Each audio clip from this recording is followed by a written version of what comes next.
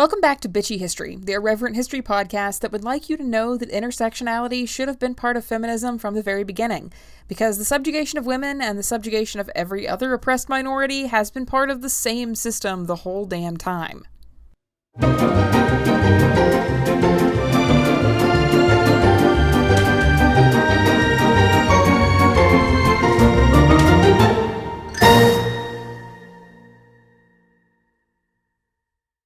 Welcome to episode 2 of the second season of Bitchy History. As I explained in the opening episode of the season, the show is going through a little bit of a transition period as it finds its space in the field of history podcasts. The American History 101 episodes that I did last season are giving way to a slightly more flexible way to cover history from the angles that I most love, rather than having a simple chronological coverage of American history. What that means is that the show is going to be jumping around a lot more on the timeline and not focusing necessarily on the historical figures whose names you already recognize. One of the things I want to focus on, which fits in rather nicely with the name of the podcast, is the centering of women in the history of America and history generally. When I was asked to teach my first women's history class at the university, I was pretty excited to do it, but didn't realize that it would become my new obsession. But it's an obsession well worth discussing. And if you wonder what this has to do with today's episode, let me tell you. If you caught the end of the last episode, I said that I was going to be talking about the American Civil War today, and your mind probably went to the Gettysburg Address, or the secession of the states, or the caning of Charles Sumner, if you're particularly well versed in the details of the causes of the Civil War. If that's what you showed up for, I'm really sorry. We're going to be talking about the Patriarchy and how that impacted the rhetoric of the Civil War. Today we'll be looking at the lives of women in the South and the very paternalistic social order that ruled their lives, and how that was part and parcel of the system of chattel slavery that the war was fought to preserve. But before we go into that, let's clarify one very important thing. The war was about slavery, point blank. It wasn't about states' rights, except in as much as it was about the Confederate states believing that they had the right to own people. That's it. That's the cause. There are other secondary issues, of course, but almost every single one of those secondary causes traces back to one root: slavery. This should sound obvious, but if you follow me on TikTok, you'll know just how much drama this one seemingly common sense statement can cause. The reaction from Southerners on TikTok when I say that the war was about slavery is something along the lines of, "So far I have avoided being burnt at the stake, but there's always next time, I guess." Despite claims to the contrary, the slave system was not dying out on its own, and it was not incompatible with economic success in the 19th century. Slave prices had tripled from 1800 to 1860, and they were a very valuable commodity. In addition, the number needed by planters increased by an average of about 27% every decade. If you want more information on that, I've got an entire playlist on the Civil War and the Lost Cause myth on my TikTok account, and I'm hoping to eventually have on a couple of experts on the history of the Civil War and the Lost Cause here on the show to discuss it in more depth. But for today, let's talk about the social order of the Antebellum South. We'll start with the obvious question: what the hell is paternalism? Now, for those of you that have studied Latin, I've forgotten around 99% of what I learned in high school, and I didn't learn that much to begin with, to be honest. You'll probably have a basic idea. Pater is the Latin word for father. The Stanford Encyclopedia of Philosophy defines paternalism as the interference of a state or an individual with another person against their will and defended or motivated by a claim that the person interfered with will be better off or protected from harm. Paternalism is pretty much a necessity when raising a child. After all, a child doesn't really have logic that you can appeal to, and you have to make rules. Don't play in the street, don't touch the stove, don't stick forks in light sockets. And when children don't follow those rules, even if they don't get hurt doing the thing that the parent told them not to do, parents punish their children for their own good. However, that style of parenting should give way to more appeals to logic, discussions about what's right and wrong, and what's good for you and bad for you, ultimately allowing children to make their own decisions as they grow older. A paternalistic approach to parenting doesn't work the same way for a 16-year-old as it would for a 6-year-old, and you definitely wouldn't want to try the same thing with a 26-year-old. But outside the parent-child bond, paternalism does become a problem, especially if it's being enforced by the government or a social order in a way that takes away a person's bodily autonomy, because the government, your father, your husband, or your social circle know better, and have to keep you, or society as a whole, from what those in charge deem is harmful behavior. Of course, some paternalistic laws, like requiring seatbelts in cars, restrict a person's autonomy very lightly in exchange for increased safety for them and everyone around them. Others, like the war on drugs or abortion bans, cause far more harm than good on the individual and a societal level. But before we get too hung up in the philosophical issues, which really isn't my area, let's shift back to talking about how this applied to the social order of the southern states. So what was paternalism in the context of the South?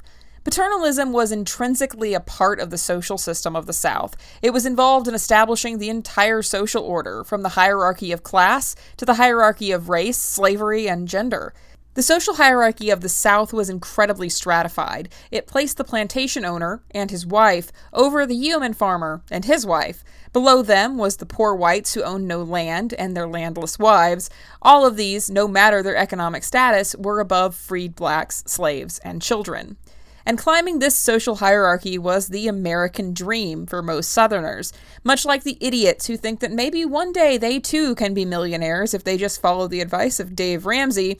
The dream of poor whites and yeoman farmers was to rise to the level of the plantation owner.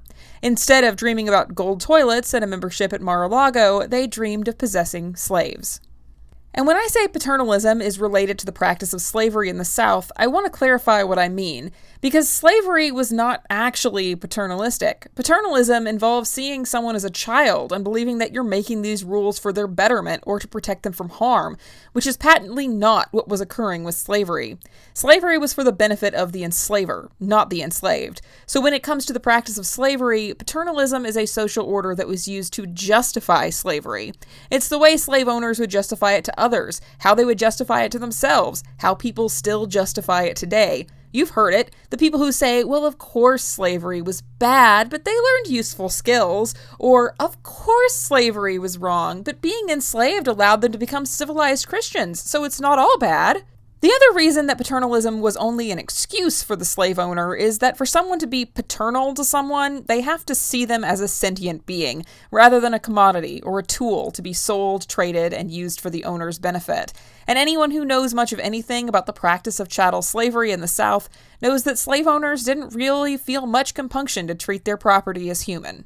During the antebellum period, white men kept the social hierarchy in place. For the social hierarchy to work, white men needed their dependents to be subordinate to them. Southern white men gained power through paternalism. White men in the South, whether poor or rich, occupied a higher level of the social hierarchy in a paternalistic system. Of course, a wealthy plantation owner was higher than a yeoman farmer, but both held a higher position than the women in their household, which is how paternalism benefited even the non-slave owners in the South. It was a system which kept even the poorest white man at a better position in society than women or the enslaved. It elevated them above every dependent, including the fully grown adult women in their sphere of power. The family unit of the Antebellum South functioned in a very similar way to what I described way back in episode 6, when I said that Thomas Hobbes viewed the family unit as functioning as a little monarchy. Judge Glover of South Carolina put it this way in 1858. The obligation imposed on the husband to provide for their wants and protection makes it necessary that he should exercise a power of control over all members of his household. For that reason, the law, looking to the peace and happiness of families and the best interest of society, places the husband and father at the head of the household. And in fact, it went further than that. In Stephanie McCurry's book, Masters of Small Worlds, she further quotes this from Judge Glover when he states that a wife's legal existence is suspended, and because of this, a man was considered to have possession or custody of his wife, and as such, she could not even have legal custody over her own children, because that would cause, and I quote, a divided empire in the government of the family. The father and husband was the monarch, the wife, the matrimonial slave. In 1854, an anonymous submission to the Southern Quarterly Review was titled Marriage and Divorce, and stated that marriage was a contract that was not entered into with the terms of equality, that men were unquestionably in charge, and that a woman carries into the union a feebleness that solicits protection, and in marriage rarely learns to stand alone. But far more telling in the context of how paternalism directed towards women is part and parcel of defending slavery is this author's assertion that divorce was a supplication to the pestilent ideas of natural rights and individual liberty. Stephanie McCurry rightly states that by 1854, the words in this letter would have immediately told the readers what was really at stake if women were allowed to have some form of natural rights or individual liberty in marriage. It would cause the, quote, whole framework of the social temple to fall to pieces, and it would call everything else into question, the legitimacy of all domestic dependencies, which would have given weight to the abolitionist causes all across America.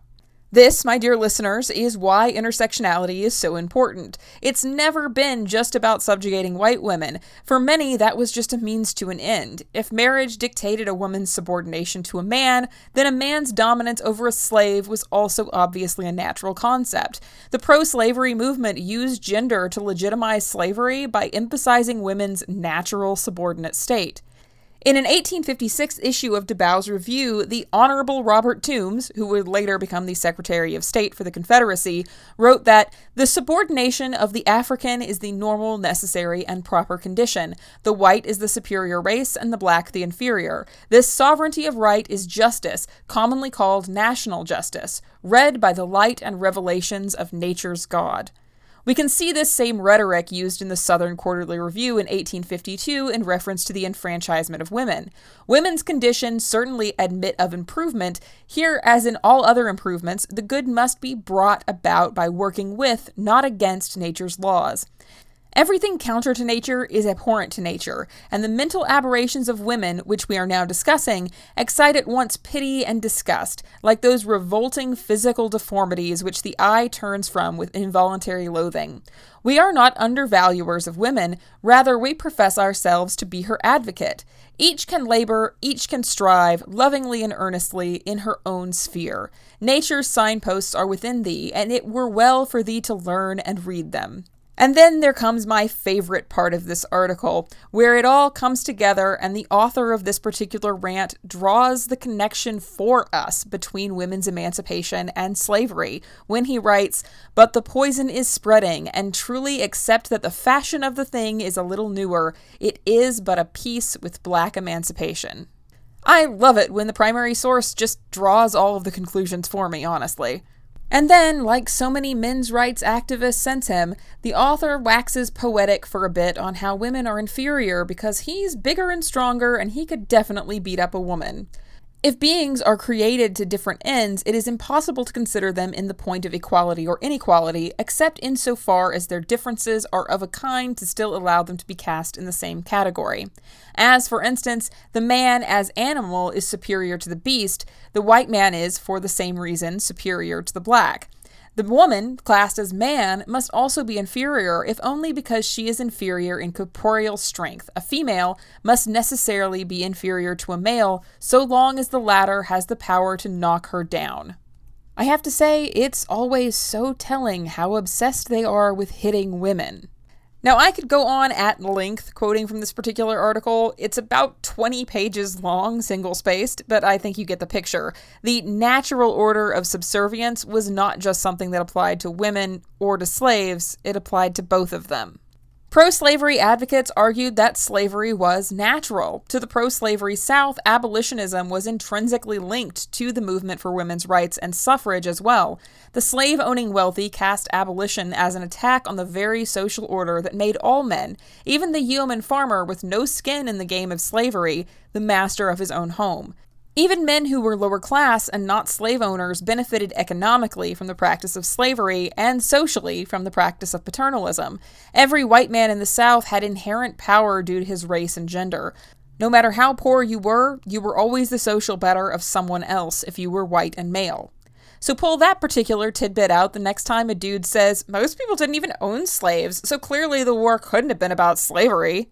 The South's social order relied on the idea that subordination of certain genders and races was natural and correct. That was the peculiar institution of the South, the idea that it was normal and natural for some people to be owned and controlled by others. However, it would be irresponsible of me to leave out how paternalism also benefited white women in the Antebellum South, especially if they were wealthy. Wealthy white women were the mothers and mistresses of their family. They oversaw the work of the slaves in the domestic household, and while their husbands ultimately did have the final say in things, women did rule the domestic sphere as something of a steward. Sure, the king could come in and take over, but while the king is away, the steward is in charge. Paternalism and the practice of slavery benefited them in some ways too, which meant that they had just as much interest in maintaining and defending the practice as their husbands did in most cases, even if paternalism restricted their autonomy in exchange for those benefits. To be an elite, wealthy white woman in the South was to follow some very strict gender rules. Female advice books like Letters on a Female Character by Virginia Randolph Carey, published in 1828, praised the ideals of the domestic sphere. Women, according to Carey, should depend on male protection. Citing scripture, Carey states that woman was formed from man and therefore subservient to his authority. Similar to the anonymous 1854 letter I mentioned earlier, Carey believed that women stepping outside the traditional gender roles would result in national misery. Her proof? Apparently, independent women getting outside their proper place in society caused the French Revolution and the desolation of their country. Which is a fun theory. No idea what facts she was basing it on, but it's a fun theory. Staying in your proper place in society was also meant to protect women. A proper young woman was far, far, far too delicate and pure to survive without a man to save them from all the horrible things in society. Think of all those fainting young women in Victorian novels, so demure and dainty that even the slightest upset could have them tumbling to the ground in a swoon. Were they actually fainting or pretending to establish their daintiness and delicacy to men? That's anyone's guess, really. But this whole need to protect women that was intrinsic to the paternalistic Southern social order would come to play a very large part in Southern propaganda about the Civil War. The Confederacy found that the perfect narrative in which to frame the war, and that was that it was an attack on the Southern way of life, not just slavery. Slavery was a major part of the Southern way of life, but if slavery ended, it might also bring destruction to the Southern family. Confederate propaganda promoted the war as a means to protect white women and the rights of men as the masters in their own homes. Prior to the start of the war, even the propaganda for secession played on the fears of invasion of a man's home and the violation of his rights and the pollution of white women. A Richmond soldier stated his purpose for fighting was for the protection of the fair daughters of my own native state from Yankee outrage and atrocity. Outrage being, of course, the term used to refer to rape during this period. Captain William Fisher Plain, a Confederate soldier, wrote in one letter to his wife in 1861 that he viewed the war as glorious to die for one's country and in defense of innocent girls and women from the fangs of the lecherous northern hirelings, who, from accounts here stated, are indeed engaged in this for beauty and booty. Heartrending are some of the stories. 'Tis enough to arouse the feelings of Southern manhood and call to arms every son of the South. Yes, I heard it. I heard it too. Beauty and booty. Excuse me while I go laugh for a second. I shouldn't be laughing. It's horrible, but I gotta go laugh. Okay, so now we're back. Yeah. So the Richmond Whig in 1863 urged every newspaper in the South to write about the violence of the Union Army, the shrieks of violated women, and the cries of orphaned children. Union soldiers were accused of ravishing women regularly. The Augusta Register in 1864 wrote that, "We are informed that the incarnate devils ravish some of the nicest ladies of the town." Now, of course, I'm not here to say that no woman was ever raped during the Civil War. Unfortunately, one of the truths of war has long been that women are victimized violently, often in the context of sexual assault. There is more than enough evidence to show that sexual assault was pretty commonplace during the Civil War. In fact, it was such an issue that the Lieber Code of 1863 was codified, putting in place rules for court-martial trials of soldiers accused of rape or sexual assault, regardless of the victim's race. Not that this made it easy for the victims to press charges.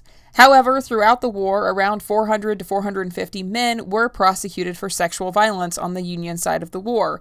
Most Confederate records didn't survive the war, but given the propensity for rape of enslaved women that existed when the South wasn't at war, it's ridiculous to think that they weren't getting up to the exact kind of violence against women that seems to always come with war. However, as one might expect, the number of victims who were black women seems to be much higher than the number of white women victimized. But the sexual assault of black women in the South would not be useful for recruitment or propaganda, so they focused on using the fear of the violation of chastity of white women as a tool to recruit soldiers in the South. This rhetoric united both rich and poor white men for the cause because all white men had the duty to protect under the paternalistic system of the Southern society. Historian Leanne Whites, in her book The Civil War as a Crisis in Gender, wrote that slaveholders and non-slaveholders alike, in their defense of the Confederacy, was their defense of a common social construction of manhood as largely autonomous and self-directing household heads. The fight was framed as being about protecting the social order, men as heads of household with women and slaves subordinate to them. A neat trick to make even the men with no direct financial benefit from slavery see the battle as one that would benefit them socially to fight. And lest you think that this kind of rhetoric faded out after the war and paternalism became a thing of the past, let me correct you. This same rhetoric of women needing to be protected from the violent black man became only more pronounced after the war. But those of you that know even the most scant history of lynching in the South, or even just one case of lynching, that of Emmett Till, would already know that. Crystal Feimster, a feminist scholar in the Department of African American Studies at Yale University, had this to say in an interview with the Women's Media Center in 2013. In the post-war years, Southern white men articulated a political discourse that defined rape as a crime committed by black men against white women. In constructing the image of the black rapist, Southern white men sought to challenge black men's rights as citizens, while simultaneously expanding their sexual power over black and white women. A quick glance at Chapter 2 of Ida B. Wells' The Red Record would find that accusations of sexual assault were one of the most common crimes that African American men were lynched for in the Reconstruction era. In Southern Horrors, Lynch Law in All Its Phases, Wells quotes from a newspaper on May 21, 1892, where they write, 8 Negroes lynched since last issue of the Free Speech, 5 on the same old racket, the new alarm about raping white women. In the book, Wells details numerous accounts of false accusations that were eventually recanted, but usually not until the damage was done, much like the case of Emmett Till. The toxic paternalistic idea that women must be protected by men had a half-life that caused continued racial violence throughout the Reconstruction era well into the era of Jim Crow in the South. And having grown up in the South, I can tell you that not much has changed in that regard, really. And on to our final point for the show today. Remember a bit earlier in the show when I read from that putrid bit of garbage opposing women's enfranchisement in 1852? The one that clearly linked abolitionism to the cause of women's suffrage? Yeah, that little connection didn't go away after the war either. Now, it's certain that many suffragists had some problematic issues with race, to say the least, but unfortunately that was a trait that they shared with the anti-suffrage movement as well. For instance, one particular postcard put out by the Georgia Association opposed to women's suffrage in 1915, which, well, I'll just read the relevant part to you. Vote against women's suffrage, it says across the top, because universal suffrage wipes out the disenfranchisement of the Negro by state law, because of the danger to farmers' families if Negro men vote in addition to 2 million Negro women, because white supremacy must be maintained.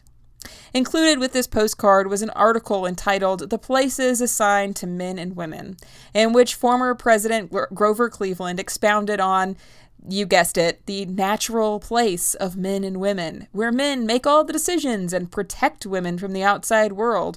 Oh, he tries to make it sound better than some of the antebellum rhetoric I shared with you earlier, but he makes it very clear that the characteristics of women make them unsuitable to have the vote, that women have too much sentiment to be trusted to make clear-headed decisions, and that women's role in life is to give firm rooting and sure growth to man's best efforts. Basically, according to Cleveland and other anti-suffragists, giving women the right to vote would be a disaster of biblical proportions. What do you mean, biblical? What he means is Old Testament, Mr. Yes. Mayor. Real wrath of God type stuff. Exactly. Fire and brimstone coming down from the skies. Rivers and seas boiling. 40 years of darkness, earthquakes, volcanoes. The dead rising from the grave. Human sacrifice, dogs and cats living together, mass hysteria. Enough, I get the point. So as I said during this episode's intro, intersectionality should have been a part of the feminist movement from the very start, because it's never just one or the other. The damn system is set up to oppress anyone who isn't a straight white male, and somehow our ancestors kept missing the connection. And some of us keep missing the connection even today, even though we should be able to see it pretty clearly.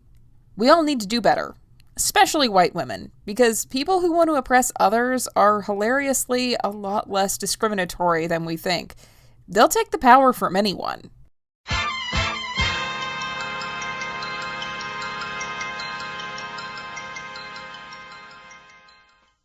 Thank you all so much for tuning in to listen to me bitch about history today. Today's episode was a hell of a project, even though it was based on part of a lecture that I give in my women's history class. We dealt with a lot of primary and secondary source material in this episode today, and I'm working harder at being more transparent with my research materials and process, because that's what good historians do. I'm not here to gatekeep, despite the name of the subscriber-only podcast being the Gaslight Gatekeep Girl Boss Sessions. That's just an inside joke. I'm not here to say, just trust me, bro, either, so I'm instituting something new for the podcast, and for my TikTok. There's now a Substack newsletter that you can sign up to receive in your inbox. Whenever I put out a podcast or a research-heavy TikTok, I'll endeavor to make a post including links to the sources I used in my research, and sometimes some additional recommended reading that I think is nice. You can find the Substack at bitchyhistory.substack.com, and I'll also post a link on bitchyhistory.com as well. It's a completely free newsletter, and anytime I post something to it, pop, it hits your inbox. I mean, you guys probably know how Substack works by this point, but I thought I'd remind you. Please feel free to subscribe, and remember, if you want access to the subscriber-only podcast or any of the other perks available on my Patreon, you can find a link to it on the Bitchy History website. Have a great week, and I'll see you back here next Monday.